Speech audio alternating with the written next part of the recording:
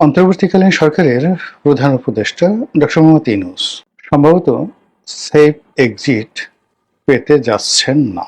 নানা রকম অভাব, নানা রকম অভিযোগ, নানা রকম অনিয়ম অনেকটা সুনামির মতো তার দিকে ধেয়ে আসছে। দেশের মূলধারার গণমাধ্যমগুলো, পত্রপত্রিকাগুলো তার জমানার নানা রকম অনিয়ম এবং বিশেষ করে ব্যক্তিগতভাবে ডক্টর মোহাম্মদ ইউনূসকে যেভাবে আক্রমণ করে প্রতিবেদন ছাপাচ্ছে, ফটোকার্ড ছাড়ছে, তাতে সামাজিক মাধ্যমে রীতিমতো তোলপাড়। ডক্টর ইউনূসকে নিয়ে যে কোনো একটা গালি দিলে, যে কোনো একটা নেতিবাচক কথা বললে মুহূর্তের মধ্যে সেটা ভাইরাল হয়ে যায়। তিনি ওই জমানাতে কি করেছেন, কত টাকা সুবিধা নিয়েছেন, রাষ্ট্রের কত টাকা ক্ষয়ক্ষতি করেছেন ইত্যাদি নানা বিষয়ে সেটা সরকার দলীয় কোনো মন্ত্রী এমপি বলুন, কোনো সাংবাদিক বলুন বা অন্য যে কোনো ব্যক্তি বলুন, সঙ্গে সঙ্গে সেটি ভাইরাল হয়ে যাচ্ছে।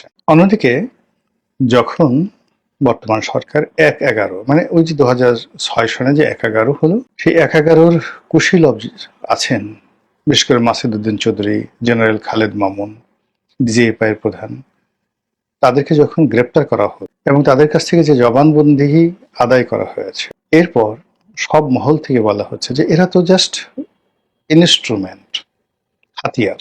যারা এই হাতিয়ারের মালিক ছিল, আজকে যেভাবে ডিপ স্টেটের কথা হচ্ছে, তখনও একটা ডিপ স্টেট ছিল ১/১১-র ঘটনা ঘটানোর জন্য এবং স্পষ্টতই সেখানে দিল্লি এবং আমেরিকার একটা কালো হাত ছিল।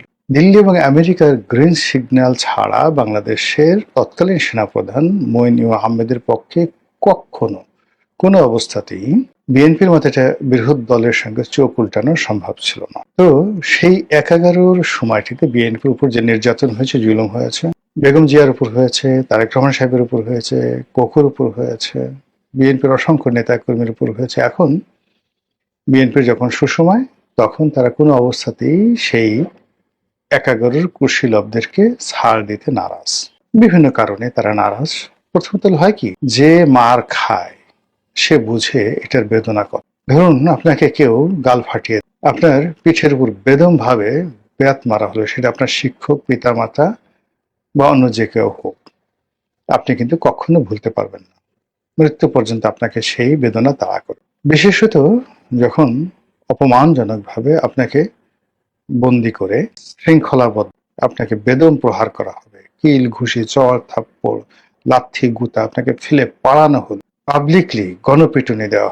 আপনার মধ্যে যদি ন্যূনতম জিদ থাকে, আপনি প্রতিজ্ঞা করবেন যে বাঁচি মরি পরের, যদি কোনোদিন আমাকে যে অপমান, আমাকে যে কষ্ট, আমি তাদেরকে এটা হলো মানুষের একটা স্বাভাবিক চরিত্র। আর আমরা এর বাইরে ক্ষমা মহত্বের লক্ষণ, ক্ষমা উদার্য, এভাবে ক্ষমা করে দাও, ওভাবে ক্ষমা করে দাও, এটার পেছনে গল্প থাকে, অনেক কাহিনী থাকে, অনেক মিথ্যাচার থাকে এবং ক্ষেত্র বিশেষে যাকে বলা হয় যৌনতা থাকে, রাজভান্ডার থেকে সিংহাসন থাকে। যেমন ধরুন কোন রাজা আপনাকে বেদম ভাবে মারলো, রাজ দরবারে চাপকে আপনার পিঠের চামড়া তুলে, আপনি সেনাপতি, বের হয়ে গেলেন, অভিযোগ ছিল আপনি রাজার মেয়ের সঙ্গে প্রেম করেন। আপনি জঙ্গলে চলে গেলেন সঙ্গী সাথী নিয়ে, শক্তি সামর্থ্য অর্জন করে, গেরিলা যুদ্ধ করে সে রাজ্য দখল করে কিন্তু রাজ্য দখল করার পরে আপনার প্রেমিকা, সেই প্রেমিকা আপনার কাছে ছুটে এলো, ওগো দোহাই তোমার, তুমি আমার বাবাকে মেরো না,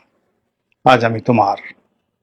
আপনি বিয়ে করলেন, সিংহাসনে বসলেন, শ্বশুর মহাশয়কে ক্ষমা করে, এর সঙ্গে যৌনতা, আরো অনেক কিছু থাকে, কিন্তু কোন রকম কনসিডারেশন নাই, বিনিময় নেই, আর সঙ্গে সঙ্গে আপনি সেটা ক্ষমা করে দেবেন, এটা হয়। তো তারেক রহমান সাহেব যাদের দ্বারা ক্ষতিগ্রস্ত হয়েছেন, তাদের দ্বারা তার কোনো কনসিডারেশন, তাদের দ্বারা ক্ষতিপূরণ পান, তাদের দ্বারা কোনো অবস্থাতেই তার ভোগ বিলাস বা অন্য কোনো জায়গাতে তার খুন নিবৃত্তি হয়নি। তো কাজেই তাদেরকে তিনি ক্ষমা করবেন না। এবং তিনি যে লোকদেরকে গ্রেপ্তার করছেন, তার ফলে ক্রমশই তালিকা দীর্ঘ থেকে দীর্ঘতর হচ্ছে, কারা কারা এই ১/১১-র সাথে জড়িত আছে। এবং সবার শীর্ষে চলে যাচ্ছে মতিউর রহমানের নাম প্রথম আলো সম্পাদক, মাহফুজ আনামের নাম ডেইলি স্টারের সম্পাদক, গ্রামীণ ব্যাংকের ডক্টর মোহাম্মদ ইউনূসের নাম চলে আসছে, ব্রিগেডিয়ার সাখাওয়াতের নাম চলে আসছে, আরো অনেকের নাম, যারা এই মুহূর্তে বাংলাদেশে আছে। ফলে কি হলো, আতঙ্ক বাড়ছে, ডে বাই ডে আতঙ্ক বাড়ছে। এবং ইতিমধ্যে আপনারা দেখেছেন যে কে বা কারা ডক্টর মোহাম্মদ ইউনূস এবং তার সঙ্গী সাথী যারা আছে, তারা যেন দেশ ছেড়ে পালাতে না পারেন, এর জন্য একটি আইনি নোটিশ দেওয়া হয়েছে। এই নোটিশে সরকার হয়তো উত্তর দেবেন না বা কিছুই মনে করবে না, কিন্তু এটা এমনভাবে প্রচারিত হচ্ছে যেন জনগণ চাচ্ছে যে ডক্টর মোহাম্মদ ইউনূস এবং তার উপদেষ্টা মণ্ডলী তারা যেন দেশের বাইরে যেতে না। কিন্তু ইতিমধ্যে আমরা জানি যে বেশ কয়েকজন উপদেষ্টা দেশ ত্যাগ করেছেন, অনেকে গা ঢাকা দিয়েছেন, ঢাকা শহরে এমন ভাবে আছেন যে তারা কি জীবিত না মৃত, তারা কি পলাতক, তারা কি গুপ্ত না সুপ্ত, কি অবস্থায় আছেন আমরা জানি। আর কয়েকজন ওভার স্মার্ট দেখানোর চেষ্টা করছেন, আমরা শেখ হাসিনার জন্য এটা করেছি, আন্দোলনকারীদের জন্য এটা করেছি, জুলাই বিপ্লবের জন্য এটা করেছি, সরকার ক্ষমতায় থাকতে আমরা সারা বাংলাদেশ সোনায় সোহাগা করে দিয়েছি, সোনার কাঠি রূপোর কাঠি দিয়ে জাদুর বাক্স বানিয়ে ফেলেছি বাংলাদেশে, কিন্তু কাজ হচ্ছে না। এর কারণ হলো তারা যা কিছুই করেছেন তাতে বিএনপির কোনো উপকার হয়। বিএনপির উপকার হয়েছে খলিলুর রহমান সাহেবকে দিয়ে, বিএনপি নিয়ে নিয়েছে। বিএনপির উপকার হয়েছে যাকে দ্বারা ডক্টর মোহাম্মদ ইউনূসের কাছাকাছি, তাদের সবাইকে বিএনপি রিহ্যাবিলিট করেছে। আর যে সমস্ত লোক চিৎকার করছেন, চেঁচামেচি করছেন, বিভিন্ন কথাবার্তা বলছেন, তাদের দ্বারা যদি বিএনপি অপমানিত হয়ে থাকেন, ক্ষতিগ্রস্ত হয়ে থাকেন, অথবা বিএনপির কোন স্তরের নেতাকর্মীদের সাথে যখন তাদের সুসময় ছিল তখন যদি তাদের কোনো ভালো সংযোগ না থাকে, প্রত্যেকটা লোক ডলা খাবেন, একেবারে পাটা দিয়ে পুতা দিয়ে যেভাবে ডলা দেয়া হয় ওই ডলা খাবেন। আমাদের দেশে যাওয়া হয়, ক্ষমতায় যাওয়ার সঙ্গে সঙ্গে মানুষ চোখ উল্টায় ফেলে। দীর্ঘদিন আপনার সাথে সম্পর্ক, আপনার বাসায় আসে, আপনার কাছে টাকা নেয়, পয়সা নেয়, আপনার দালালি করে, এরকম একজন লোক, রাস্তার মানুষ, হঠাৎ করে দেখা গেল মন্ত্রী হয়ে গেছেন, এমপি হয়ে গেছেন, তারপর ভাবটা এরকম আপনাকে যে চেনেন এরকম তাদের কোনো লক্ষণ নেই। তো উপদেষ্টাদের মধ্যে অনেকে একটা সময় বিএনপির পিছিয়ে পিছিয়ে ঘুরঘুর করতো, বিএনপির অফিসে একটা দাওয়াত পাওয়ার জন্য, বিএনপির একজন নেতার সঙ্গে একটু ভালো সম্পর্ক স্থাপন করার জন্য তাদের কত রকম চেষ্টা তদবির ছিল। আর যেই মুহূর্তে তারা ক্ষমতা পেল, মুহূর্তের মধ্যে আমি কার খালুরে, আমি কার মামুরে, আমি মানে এটা হয়ে গেছি, আমি ওটা হয়ে গেছি। অনেক বড় বড় মানুষ তাদের মানে উপদেষ্টা যারা হয়েছিলেন তাদের আত্মীয় স্বজন বন্ধু বান্ধব তাদের অফিসে গিয়ে তাদের দ্বারা অপমানিত হয়েছেন, লাঞ্ছিত হয়েছেন এবং অনেকে কান্নাকাটি পর্যন্ত করে আসছেন যে মানুষ এত দ্রুত খারাপ হয় কি করে, এত দ্রুত এত উদ্যত হয় কি করে। মুহূর্তের মধ্যে তারা এত দুর্নীতিবাজ, অনেকের বিরুদ্ধে দুর্নীতির বিস্তর অভিযোগ আসছে। তো এই যে উপদেষ্টা, সেই উপদেষ্টাদের একটা বিরাট অংশ নিয়ে আমাদের এই সমাজে অসন্তোষ আছে সাধারণ মানুষের মধ্যে। অনেকে তাদের দ্বারা ক্ষতিগ্রস্ত হয়েছেন, ব্যক্তিগতভাবে তাদের দ্বারা কেউ উপকৃত হয়েছেন এরকম কোনো নজির নাই।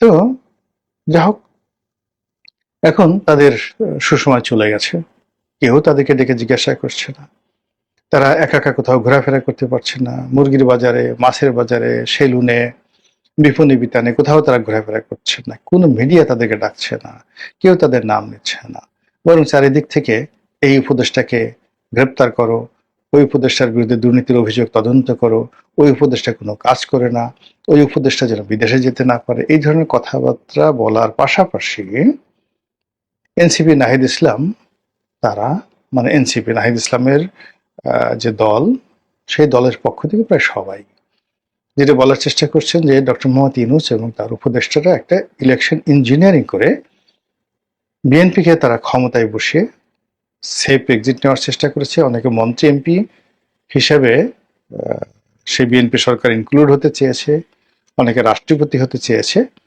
এটা হতে দেওয়া যাবে না।